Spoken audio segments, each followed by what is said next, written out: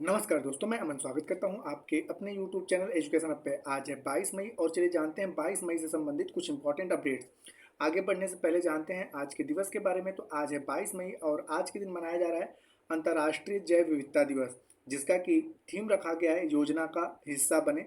और साथ ही साथ आज ही के दिन भारतीय पुनर्जागरण के अग्रदूत कहे जाने वाले राजा राम मोहन राय जी का जन्म हुआ था 22 मई साल 1772 में, और इनकी मृत्यु हुई थी 27 सितंबर साल 1833 में। तो आज राजा राम मोहन राय की जयंती मनाई जा रही है और साथ ही साथ अंतर्राष्ट्रीय जैव विविधता दिवस मनाया जा रहा है। अब बढ़ते हैं रिवीजन क्लास की तरफ। तो पिछले क्लास में मैंने आपको पढ़ाया था कि प्रत्येक वर्ष 21 मई को कौन सा दिवस मनाया जाता है। तो राष्ट्रीय आतंकवाद विरोधी दिवस के रूप में मनाया जाता है। वियतनाम के नए राष्ट्रपति टो लैम बने। थाईलैंड ओपन का खिताब किस जोड़ी ने जीता? तो सात्विक साईराज और चिराग शेट्टी की जोड़ी ने जीता था। और ताइवान के नए राष्ट्रपति लाई चिंग ते बने हैं। और फीफा वुमेन वर्ल्ड कप 2027 की मेजबानी ब्राजील करेगा। तो ये थे पिछले क्लास के करंट अफेयर्स। अब बढ़ते हैं आज के अपडेट्स के बारे में। तो आज का पहला अपडेट है कि प्रत्येक वर्ष अंतर्राष्ट्रीय जैव विविधता दिवस कब मनाया जाता है? 20 मई, 22 मई, 21 मई या 18 मई? तो जैसा कि मैंने बताया कि प्रत्येक वर्ष 22 मई को अंतर्राष्ट्रीय जैव विविधता दिवस के रूप में मनाया जाता है। तो सही आंसर होता है आपका बी।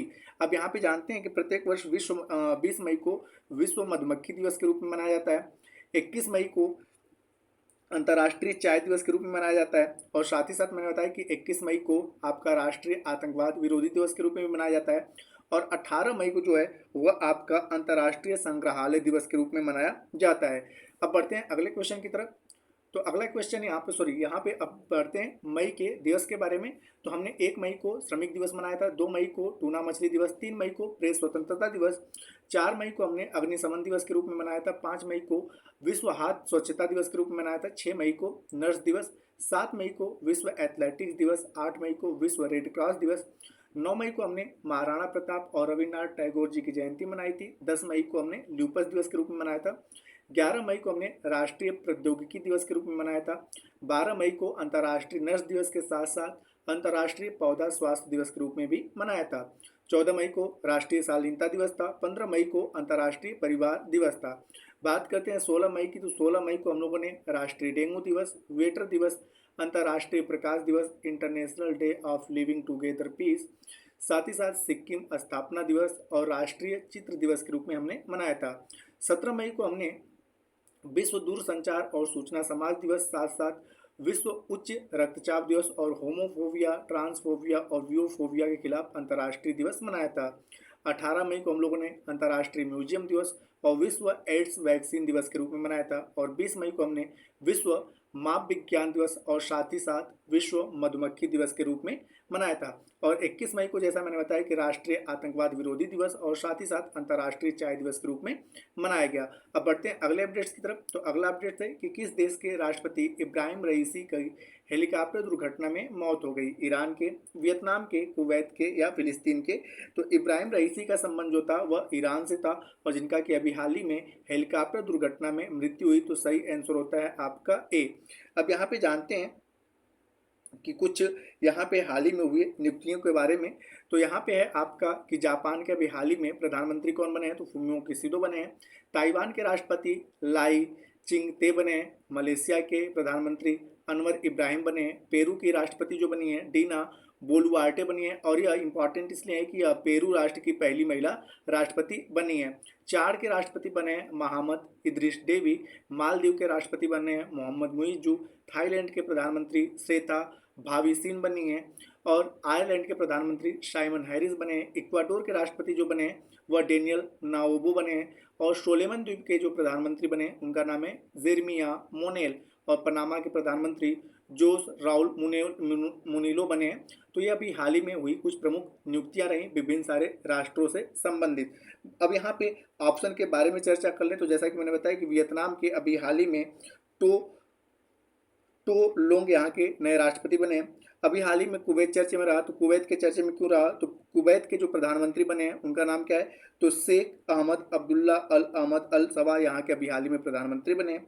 और बात करते हैं फिलिस्तीन की। तो फिलिस्तीन अभी हाल ही में चर्चे में रहा। तो यूएन असेंबली में अस्थायी सदस्य का प्रस्ताव पास किया गया है फिलिस्तीन के लिए, तो जिसके कारण फिलिस्तीन अभी हाल ही में चर्चे में रहा। बढ़ते हैं अगले करंट अफेयर्स की तरफ। तो अगला करंट अफेयर्स है कि डीएफसी फर्स्ट बैंक का निदेशक किसे नियुक्त किया गया? अमिताभ चौधरी को, अनुराग कुमार को, केकी मिस्त्री को या प्रदीप नटराजन को? तो आईडीएफसी फर्स्ट बैंक का निदेशक के रूप में प्रदीप नटराजन को नियुक्त किया गया है, तो सही आंसर होता है डी। अब यहाँ पे जानते हैं आईडीएफसी बैंक के बारे में, आईडीएफसी फर्स्ट बैंक के बारे में। तो इसके स्थापना की यहाँ पे अगर इसके स्थापना की बात किया जाए तो इसकी स्थापना जो हुई थी साल 1997 में की गई थी। और इसके हेडक्वार्टर कहाँ पे है? तो इसका हेडक्वार्टर मुंबई महाराष्ट्र में है और यह निजी क्षेत्र का बैंक है। साथ ही साथ जैसा कि मैं आपको दोस्तों बताता हूँ कि जब आपको करंट अफेयर्स पढ़ाते हैं तो हम चारों ऑप्शनों पे डिस्कस करते हैं और वह चारों ऑप्शन करंट अफेयर्स से रिलेट करके होते हैं। अभी हाल ही में अमिताभ चौधरी चर्चे में रहे, तो अमिताभ चौधरी के चर्चे में रहने का कारण क्या था? तो एक्सिस बैंक का, ठीक है, एक्सिस बैंक का इन्हें हाल ही में एमडी नियुक्त किया गया है, जिसके कारण यह चर्चे में रहे। अनुराग कुमार की अगर बात किया जाए तो सीबीआई के का इन्हें एमडी बनाया गया है, जिसके कारण अनुराग कुमार चर्चे में रहे। केकी मिस्त्री की अगर बात किया जाए तो केकी मिस्त्री जो चर्चे में रहे, तो एचडीएफसी लाइफ इंश्योरेंस बोर्ड के अध्यक्ष किसे बनाया गया है? केकी मिस्त्री को। तो ये रिसेंट में लोग चर्चे में रहे। अब बढ़ते हैं अगले क्वेश्चन की तरफ। तो अगला क्वेश्चन है कि जापान के कोबी में आयोजित विश्व पैरा एथलेटिक चैंपियनशिप में महिलाओं की 400 मीटर T20 वर्ग में किसने स्वर्ण पदक जीता? दीप्ति जीवनजी या पी श्यामा निखिल या तचवी बघानी या मैक्स वेर स्टेपेन? तो यहाँ पर जो है 400 मीटर की T20 वर्ग में स्वर्ण पदक जिन्होंने जीता उनका नाम है दीप्ति जीवन जी। तो सही आंसर होता है ए। साथ ही साथ अन्य ऑप्शंस की अगर हम बात करें तो अभी हाल ही में पी श्यामा निखिल जो है भारत के जो है 50वें ग्रैंड मास्टर बने, 85वें ग्रैंड मास्टर बने, जिसके कारण यह चर्चे में रहे। यहाँ पर तचवी बघानी की बात किया जाए तो इनका संबंध महाराष्ट्र राज्य से है और यह विश्व में सबसे कम उम्र की लिम्बो स्केटिंग का इन्होंने रिकॉर्ड तोड़ा। और इनकी उम्र कितनी है? तो 6 वर्ष इनकी उम्र है। तो मात्र 6 वर्ष की उम्र में इन्होंने लिम्बो स्केटिंग करके विश्व रिकॉर्ड बनाया। मैक्स वेर स्टेपेन क्यों चर्चे में रहे? तो संघाई ग्रांड पी का खिताब इन्होंने अपने नाम किया है, संघाई ग्रांड पी का नाम इन्होंने खिताब का नाम अपने नाम किया है, तो जिसके कारण मैक्स वेर स्टेपेन चर्चे में रहे। बढ़ते हैं अगले पृष्ठ की तरफ।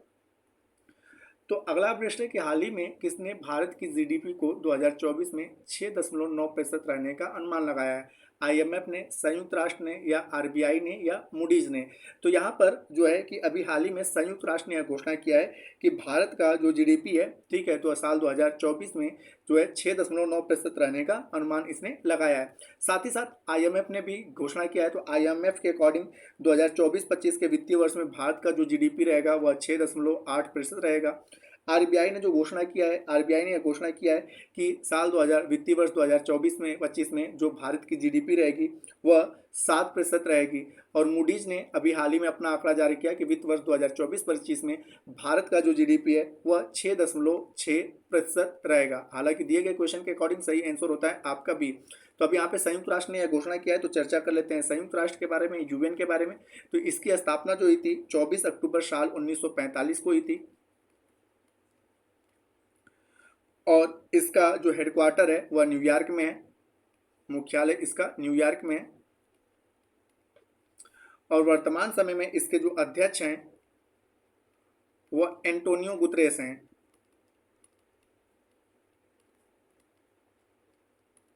एंटोनियो गुतरेस वर्तमान समय में इसके अध्यक्ष हैं। तो दोस्तों ये थे आज के करंट अफेयर्स के अपडेट। अब कुछ ऑनलाइन करंट अफेयर्स देखते हैं। तो अभी हाल ही में चर्चा में रहा कि पास्कल साल 2025 तक सऊदी अरब में पहला क्वांटम तैयार करेगा। तो यह करंट अफेयर्स का सब्जेक्ट है। साथ ही अगला सब्जेक्ट है कि NOAA के द्वारा जारी रिपोर्ट के अनुसार पिछले वर्ष दुनिया का लगभग 60% मूंगा चट्टाने क्या हो गई? ब्लीच मतलब क्या होता है कि मूंगा चट्टाने क्या हो गई हैं कि समाप्त हो गई हैं, ठीक है। ब्लीचिंग का मतलब होता है उनका क्षरण होना। तो ब्लीच कितने परसेंट? 60% दुनिया की जो मूंगा चट्टाने ब्लीच हो गई हैं। और साथ ही साथ संहिता और भारतीय साक्ष्य अधिनियम जो पुराने काल के कानून की जगह लेगा वह कब से लागू हो रहा है? तो 1 जुलाई साल 2024 से संहिता और भारतीय साक्ष्य अधिनियम जो पुराने वह बदल जाएंगे और नए संहिता और भारतीय साक्ष्य अधिनियम को लागू कर दिया जाएगा। तो ये कुछ वन लाइनर करंट अफेयर्स थे। अब समय पिछले सेशन में पूछे गए प्रश्न का उत्तर देने का। तो पिछले सेशन में आपसे पूछा गया था कि फीफा वुमेन वर्ल्ड कप 2027 की मेजबानी कौन सा देश करेगा, तो जिसका सही उत्तर था ब्राजील। तो जिन्होंने भी सही उत्तर दिया उनके लिए बधाई। अब समय है आज के प्रश्न का।